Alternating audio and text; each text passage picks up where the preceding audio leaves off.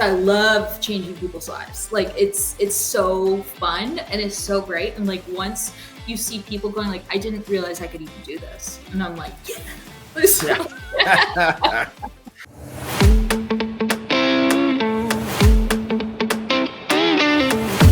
Hello, everyone, and welcome to another edition of Behind the Small Business Podcast. My name is Kevin Dandino, and as always, I am more than happy to be with you here today. We got an awesome guest, Anna Murphy of Common Sense Health. She can tell us her story of being a small business owner, and it's going to be a fun conversation. But before we get into all that, remember, guys, this is brought to you by Centennial State Insurance Agency. If you're looking for a quote, either personal or commercial, please reach out to us. We'd be more than happy to get you a quote. So search us up on the web or Facebook or wherever. Centennial State Insurance Agency. You can find us there.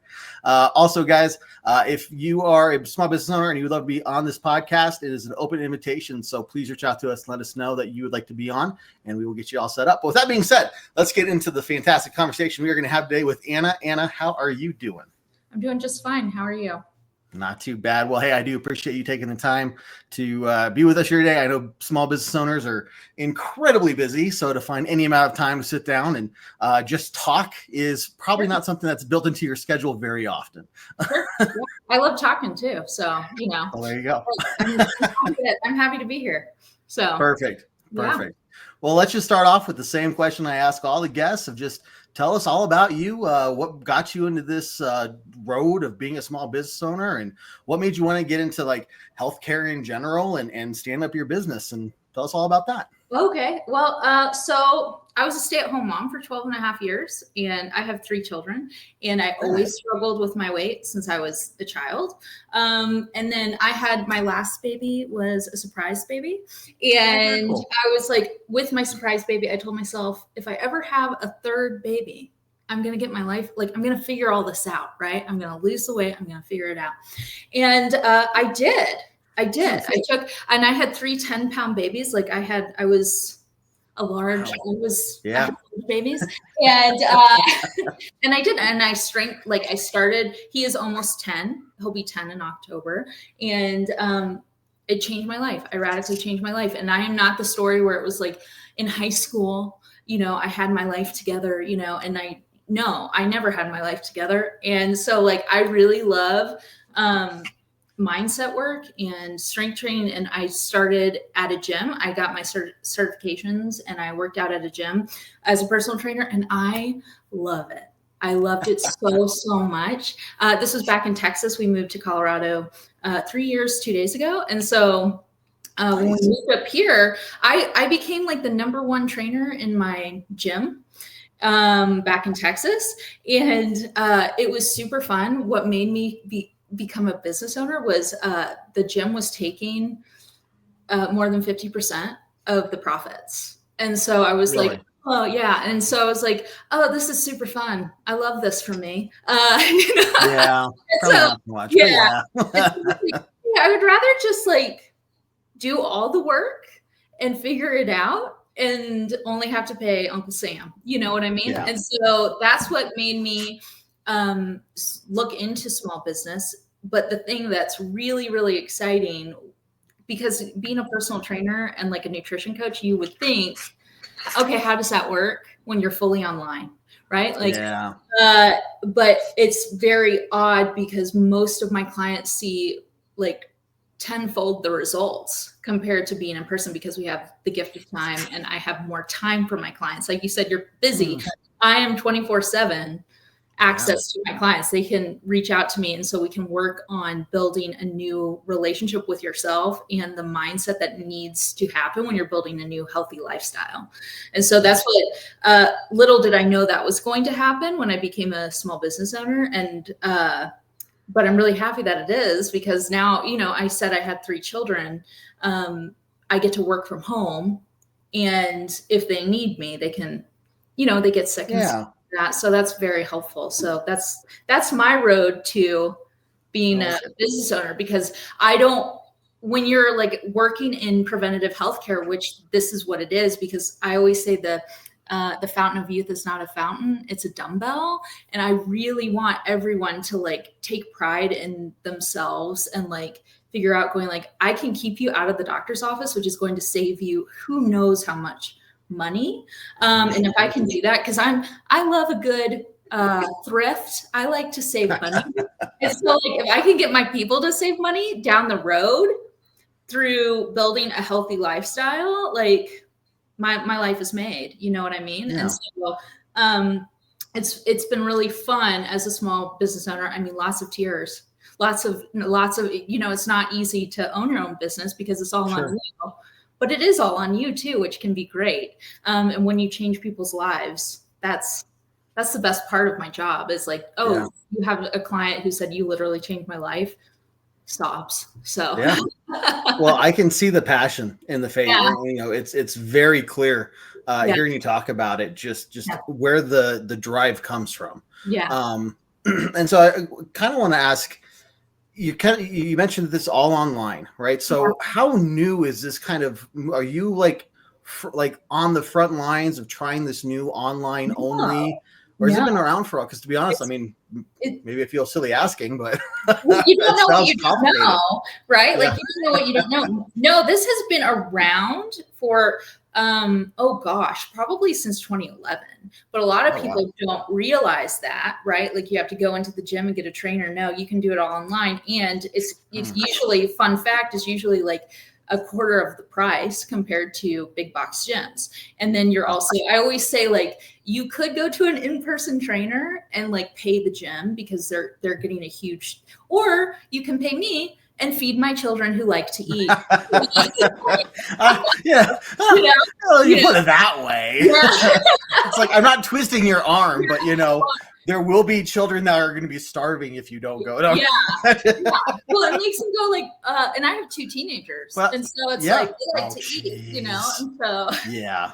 They eat and they sleep, and then they give you attitude. That's about the 3 things that they do. And so that's what it's like. I don't know, like small business owners, they can probably relate to this. I've seen a meme on the internet where it talks about like, you could, you know, give Jeff Bezos or whoever another yacht, or you could make someone do a little dance in their seat, you know, like, because you go with small business. So you're literally, when a client comes to me and wants to work with me, not only am I so excited, like it's a privilege and an honor to work with my people. I love them so much. Like, you know, my children and then my clients are like right here.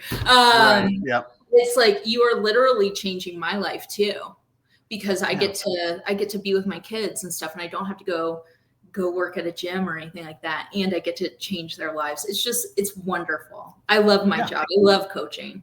That's awesome. So we had a small gym personal trainer on as a guest several episodes ago, and we had a long conversation about, you know, there's so much psychological barriers that come into play when you're talking about going into gyms. And you know, people almost think about when it comes to working out or maybe even signing up for any kind of service, there's like, I'm going to be compared against people, like, you know, is this just another fad that I'm going to go through and just lose traction on, and am I going to waste my money, right? So how have you seen that play out at all in what you do through your company? Obviously it's all online, that's got to help overcome a lot of those psychological barriers of, man, if I'm the one that's overweight, I want to go out and get in shape, but everyone else around me is that big buff, super in shape guy. It's really uncomfortable, you know? 100%. So how has that kind of played out?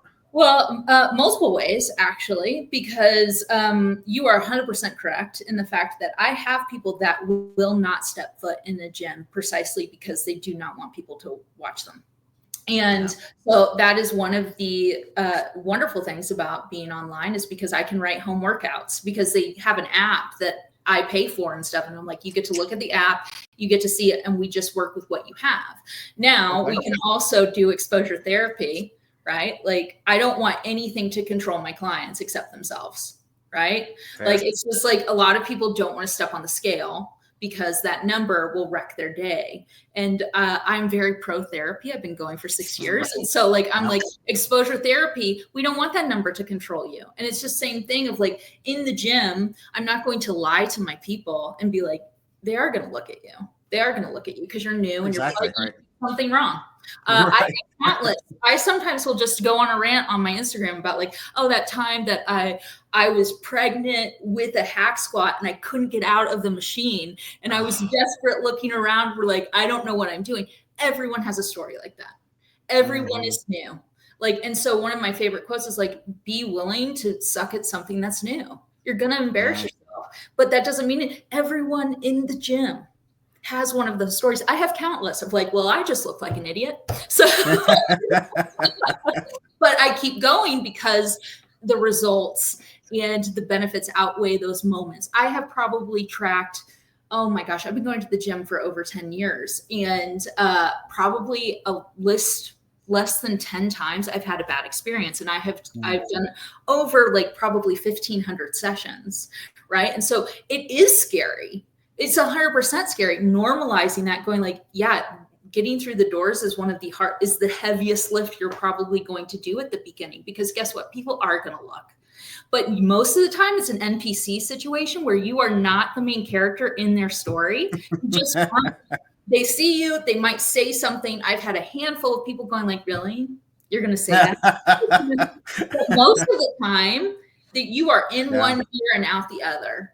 And once you realize that no one thinks about you as much as you think about you, you can kind of relax, but you also have to normalize it, because it's totally normal that it's intimidating, because it's a new skill. And if we look at it as this is a new skill that I will not suck forever at, if I keep going, it'll become like, oh my gosh. And then you realize gym people are some of the best people on the planet. And most of them really want to cheer you on.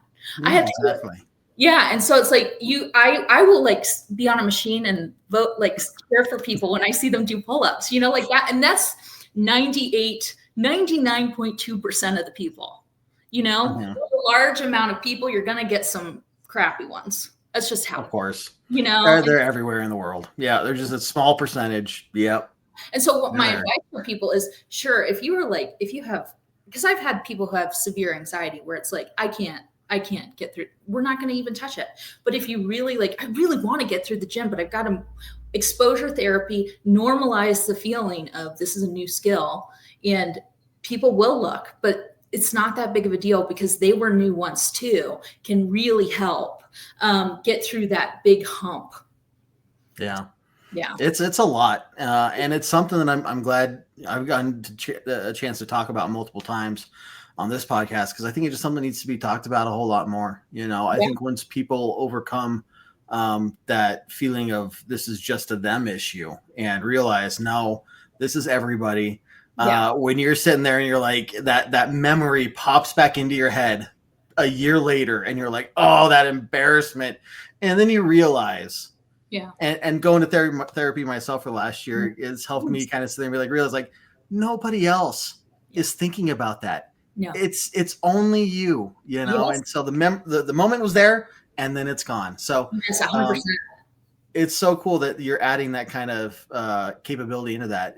It seems like that I would think those two kind of ideas couple together, and you need both the mental to go along with the physical and vice versa for it to be truly effective over the long term. Yes, because most of the things, so I'm a nutrition coach and a personal trainer, and it's the wild, wild west out here in this field because people can say whatever they want without consequences, and it can kill people. Like we're not playing with like, oh, it's slightly off. No, you can get people in the hospital. And so my whole thing is like, I'm not going to injure my people. And I want to throw up if I end up saying something wrong. Like the idea of saying wrong information makes me want to puke. But like I'm a really big believer with my people in the fact that like emotional, mental, and physical health, they're all connected. And if we don't deal with one, if one's off, they're all off. And so we have to deal with, because most of the time this yo-yo dieting, this big, like we have an obesity epidemic, and most people are dealing with the symptoms and not the source. And the source is you. You do things, behavioral change is very, very hard. Mindset change is very, very hard until you become aware of your behavior. These 90-day, these detox things will not stick. Why are you going to the pantry at midnight? What feeling Right. are you wanting to not deal with? Those are the type of things I work with my clients, going like, what are you running from? And it's usually yourself and having to deal with like past pain or stress. Stress is a huge one, right? Like, or boredom is a big one. So if we deal with that, we can do a lifestyle change. Yeah. So it's this the story of seeing people go through these kinds of changes, and you're a perfect example yourself going through it. And I think that's kind of help a lot when it comes to clients trusting you. Those are the things that people, are drawn to. Yeah. So I think because it's so fitting into your business, you've pulled your personal story really intimately into the fabric of your business. What advice would you give to other business owners out there who maybe don't do that, or it's not as obvious as a thing like, here's my personal story that I've turned into my business, but I still think there's so much behind the idea of putting more personality from yourself and your backstory into your business, but it just doesn't seem to be done very often, or maybe not as obvious, so maybe what advice would you give to people to maybe make that happen and improve their business that way? Well, like with my business, I can't speak to everybody's business. Of course. Yeah. Generically. Yes. Generically, like coaching and stuff. One thing that is very popular for a lot of people to say is you don't hire the coaching, you hire the coach. Right. And you have to become personable. It's just like any type of, it's like doctors, for example. Recently we went to a new doctor, and I didn't like him. Right. Like just didn't like him. And then we went to another doctor and I was like, just loved him. Right. It's personable. People relate on a personal level. And I have a tattoo actually from Doctor Who that says we're all stories in the end. And I like that. So make it a good one.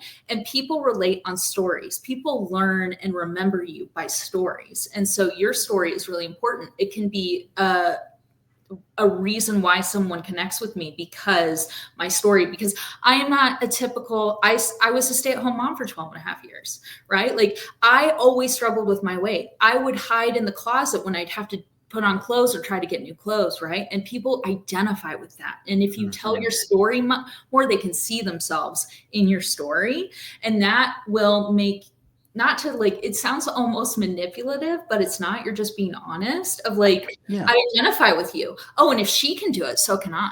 That's what I'm really big about. I'm like, I wasn't the 20-year-old trainer that this has always been easy. No, I had 3 children when I figured this out, and I always struggled with my weight, and I thought I was never going to figure it out.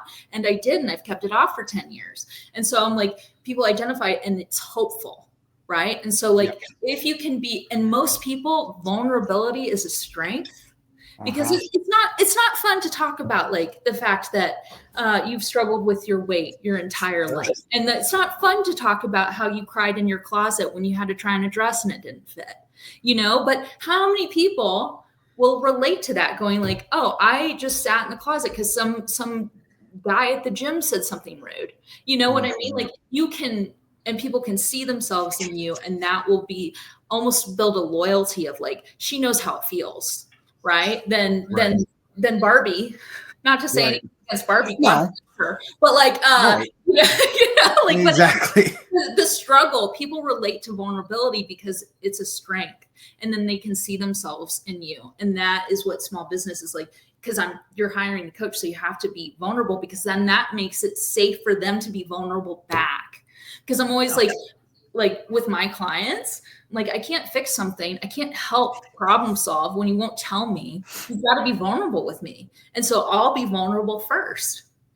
And that's really, that builds trust. And because my whole thing is like, I start every like potential client call. I never let them say yes on the first call.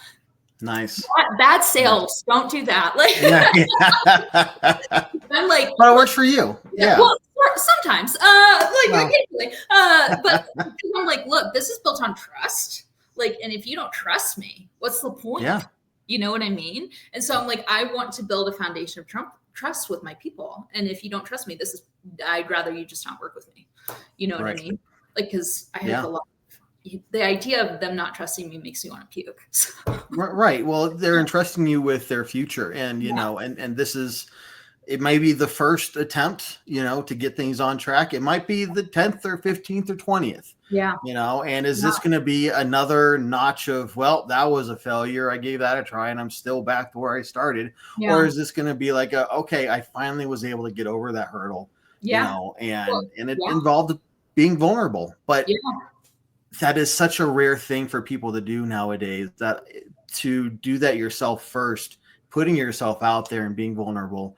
It's got to build a ton of trust and show people that you're coming from a place of not bragging, because it's very easy to cross that line of, well, I did it. That means you can do it too. And you can't do it. Then you're just being lazy and blah, blah, blah, blah, versus, no, I can do it. And I'm saying I did it to inspire you because I want to help you do the same thing and get to the same goals. So it's hard for sure. Yeah.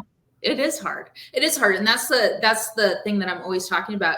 Well, and with my coaching, I usually have them stay with me for at least 6 months, because I'm like, look, we can white knuckle anything for 90 days, right? That's true. And I always am saying, like, we need life to get in, and we need the mindset stuff. We need to have the walls that we have built, the self-limiting beliefs, the self-sabotage, to show up. I'm dealing with a few clients right now where they're like, what is happening? And I'm like, we have found the wall, right? Like, and working through, like, I can get it. We got to deal with self-sabotage, fear of success. There's so much stuff we have to work through to build a healthy lifestyle that a lot of people don't realize they have to do for it to stick, right? Because the white knuckling, we all can do it. That's why we have this yo-yo lifestyle dieting culture of, I'm going to do keto. I'm going to do 90 days of just cayenne water, and it's like, it's cool. That's fun. You can white knuckle that for 90 days. Sure. But as soon as you're off, what are you going to do? You know what I mean? You didn't change. You didn't rewire your brain. We can rewire our brain, but that takes time. Yep. You know what I mean? And so it's like, yes, I can do it. It might and I believe you can do it because I can, and I've been in very low spots, right? Mm-hmm. But it's going to look different. And that's why having a coach can be very helpful, going like, okay, I'm here to support and problem solve for you. I'm not doing carbon copies of Anna. I'm doing what's going to work for you. And that's what coaching is wonderful. No, that's a perfect point. I kind of want to explore a little bit more of, one of the first things you said, you don't let them say yes in the first visit and all that stuff. What are your steps and how do you approach getting to know the person? Because, again, it's one thing for the person to know the coach, but it's got to go both ways, right? So again, kind of for the people out there, they're like, well, this is sounding really good, but how are you going to get to know me, and how are you going to incorporate that into our plan? Okay. So like how my work, since I'm fully online, right? Like I do a formal weekly check-in, and where I talk about something educational. It's like a Google form, right? And so talk about something educational or encouraging or something like that. And then I ask questions about your week. And I always ask, what's the best part of I have the 2 same top questions every week. What's the bummer of your week? And what was the best part of your week? And then I have a fun question at the bottom that cause I always tell my people that I'm like, once you've worked with me, you have a cheerleader in your corner for the rest of your life. I will be very loyal. I joke, I'm like, did you commit a crime? No, you didn't. And so I have someone, because a lot of people use me, I'm in their pocket. They can reach out to me. I'm a mindset coach too, where it's like, most people just want to be seen, right? And then knowing that I have told them, reach out to me. You can tell me, do you have tea? I want to know the tea. I want it piping hot. Tell me the thing, right? I'm always I want to know you, because that can make me coach you better, right? Because I've had people whose parents have passed away while they were coaching with me. And I'm like, you need to be able to talk to me and tell me, because I can coach you better. And because I am your support system. I am one of the cogs in your support system. And so the formal check-in, is a way that I get to know you. I ask like silly questions, like for the fun question, just to get to know my people, because I'm always telling them, I want to know you. You're not just, and that's another thing that's small business of like, I don't want to build an empire. I don't want, because you have some of these bros that are like, I'm going to build an empire.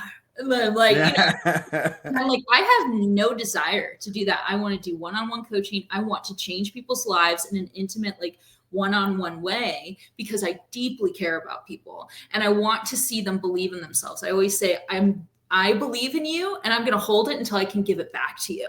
Right. Like, because a lot of people don't believe in themselves. And so I'm going to build that belief for them, going like, I believe you can do it. I will not sign people if I think that they are not ready.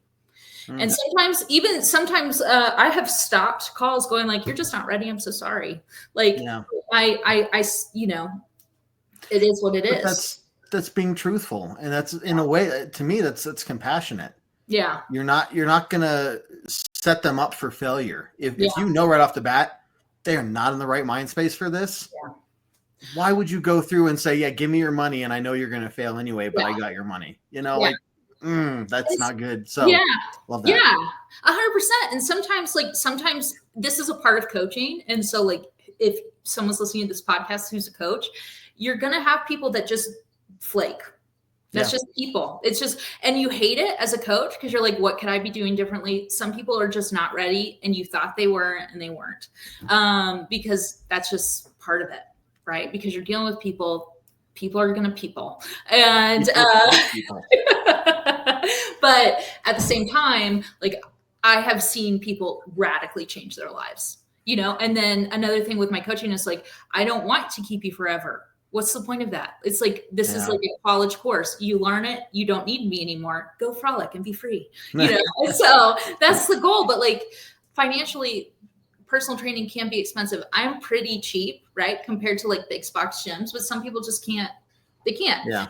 And they're like, I want to work with you so bad because you're so passionate, right? Like I love changing people's lives. Like it's so fun and it's so great. And like, once you see people going like, I didn't realize I could even do this. And I'm like, Well, you live for those moments. And I can tie that back to, my flight instructor days in the Air Force. And you sit there and you explain something one way and their eyes squint and they're trying, and you explain it a second and a third way, and the gears are stuck, but they are trying to move. And when you say it that fourth way, there's something, and they go, oh, the light bulb turns on. And like, my job's done today. You got it. I'm not, if I say anything else, it's going to confuse it again. So just stop. Yeah. But you live for those light bulb moments, and just like you live for that. I got here, with you, like we got here together. You helped me through it. You helped me stay, energized and motivated. And so those moments have got to be just the best thing when it comes to running that business. Yeah, 100%. It's so interesting that you said that, because I was just talking to another client because I was like, sometimes we as humans need things repeated quite often. Mm-hmm. Right. And I was having a conversation with my husband. Like, I've been married almost 18 years. And he's like, I never really heard you say that until this, like, and he's like, I've said this so many times. And I was like, you said it finally in a way that it clicked. Right. And a lot of people, like with coaching, sometimes, you brought up the conversation where, people have tried and failed. And sometimes the right coach can finally say, I've worked with other people, but it finally clicked. And I think that's to encourage people going like, it just hasn't clicked yet. It will click if you keep going. Like, there's something, and even like, I've been in this industry for a while, and I have been around fitness since I was 18, and I'm about to be 38, right? Like, I've been, and there have been a few times where people I follow or something will say something that it's like, it finally clicked. I've heard it 100 times, but just the way they said it. And I think that's fascinating as humans, because we can get very discouraged. Like, even with small business, it's like, I know what to do, but then someone says something and it's like, click. I wonder what it is psychologically. That's so interesting that we need to have repetition for our brains to go like, oh, okay, Yeah. Oh, there it is. Yeah. You say it 3 other ways, but that fourth way, that was it. Now I'm there. So I'm right there with you. Yeah, it's so interesting. Well, Anna, this has been a fantastic conversation. And I do want to make sure that we leave plenty of time to let you tell everybody how they can find you, any other information that they want to know. I will say that obviously, once again, the passion is there. It seems clear as day that anyone listening would see that, you're the type of person that's going to go above and beyond, because it's not just the money, it's changing somebody's life. And that's what's really important at the end of the day. So take it away. Floor is yours. Sure. You can find me on Instagram. That's where I am like prolific. And it's Common Sense Health. It's Common Sense Health. And you can also find me on Facebook under my name, Anna Murphy, where I post a lot of stuff there. And then also TikTok. And then I have a link in my bio if you want to fill out a form, like a type form, to see if we work well together, right? Because you might do a Zoom call with me and I just am not your vibe, and that's totally fine. But like I said previously, it's a no pressure call, and that usually is very nice, so people don't feel icky. It's gross. Yeah. It's gross. I'm sorry. Like I don't want my people to feel uncomfortable. And the first call is just a way to get to know and see if we're a good fit. And then you get to go over how my program works and pricing and how long the different programs are. So those are all of the things. I like it. Well, look, everyone, if you're somebody who is just ready to change the repetitive cycle, or you just want to set out for the first time and say enough is enough, reach out to Anna here, have a conversation, see if you guys vibe together. I think that's the verbiage that young people use nowadays. Vibe, Yes. Something about skibbity. I don't know what they're saying nowadays. I can't. I have teenagers, so it's fun. I think I have enough gray in my hair now to be like, I don't care to keep up anymore. Well, what are you? You're a millennial, I assume. I think so. Yeah, I can't. 90 or 88. Yeah, 88. So 36. Yeah. Oh, okay, so you're younger than me. Yeah, just a little bit. Yeah. Yeah, but I got gray hair too. I'm millennial. We're really cool. So, us millennials are so cool. So I would say so. I'm not going to say anything different, but right. I think we're the neatest and coolest. So, and just the funnest and most down to earth. So we've seen some stuff, and that's yes. So for sure, I can back you up on that. But well, everyone, Anna Murphy from Common Sense Health. Reach out to her. She's obviously fantastic and willing to help you out and spend time with you guys. So again, this is another episode of Behind the Small Business. But guys, once again, it is brought to you by Centennial State Insurance Agency. Reach out to us if you're looking for any kind of personal or commercial quote. And as Anna said earlier in the show, which is probably going to be some major sound bites we use for advertising, everyone has a story to tell. Everyone has a story that's unique, and that includes you as a small business owner. So if you want to be on the show, this is open to all small business owner of any business types. Let us know that you're interested, and we will set up a time for you to come on and share the story of your business, of yourself, and get your name and your message out there. So, but with that being said, I have nothing left to say other than this, as we always do, with a very strong thank you for tuning in, and we will see you next time on another episode of Behind the Small Business. Take care, everyone.